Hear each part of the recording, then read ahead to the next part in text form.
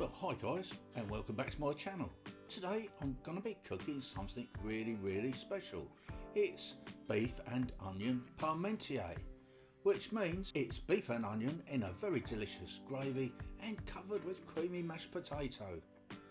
And here are the ingredients that we're going to need. We're going to need some beef. I bought this at a local supermarket already chopped up. One large carrot, and also I've got some bay leaves here, fresh from my garden. We're also going to need a whole white onion.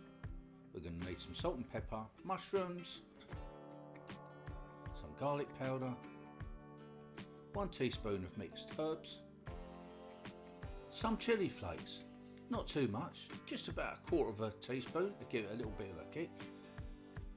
I like a bit of Lee & Perry's Worcestershire sauce too. And some soy sauce, all adds to some lovely flavour. Now we're going to need a pint of beef stock, which is tucked over the back there. So let's make a start. We'll put some oil in a pan on a medium heat. We're going to pop in our beef and we're going to let this cook down until it's brown, lost all that redness, and yeah, it gets a little bit of caramelisation. I think that makes a lovely little flavour. When it's looking like this, we can add our stock. In that goes. And the bay leaves.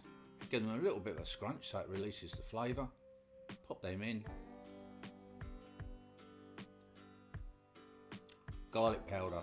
I love that. I'm going to put in about 1/2 teaspoon. We don't want it too powerful.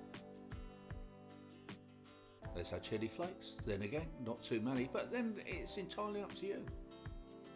You might like it very hot, but me, I just need that little bit of flavour. The Worcestershire sauce, in that goes about 2 tablespoons full. Then our soy sauce, about 1 to 2 tablespoonfuls. The flavouring is entirely up to you really, we're all different aren't we?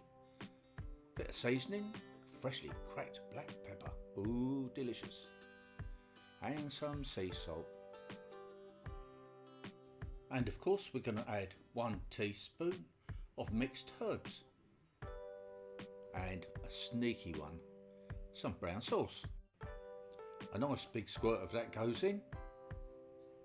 Now we're going to give this a good mix so that everything's all incorporated together. Pop on the lid and simmer for about 20 minutes. Then add our mushrooms, onions and carrots.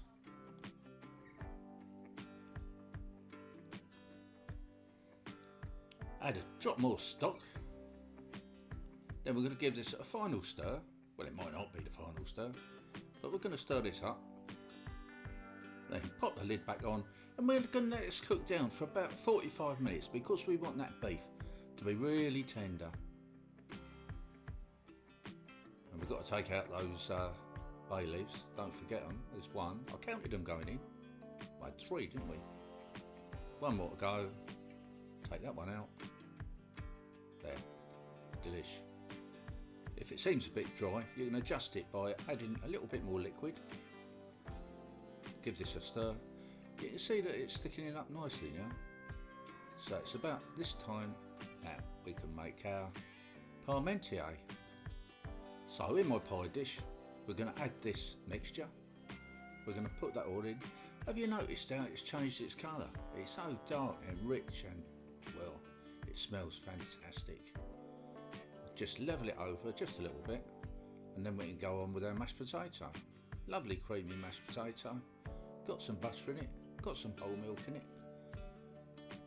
Pop that over the top and then we can fork it in.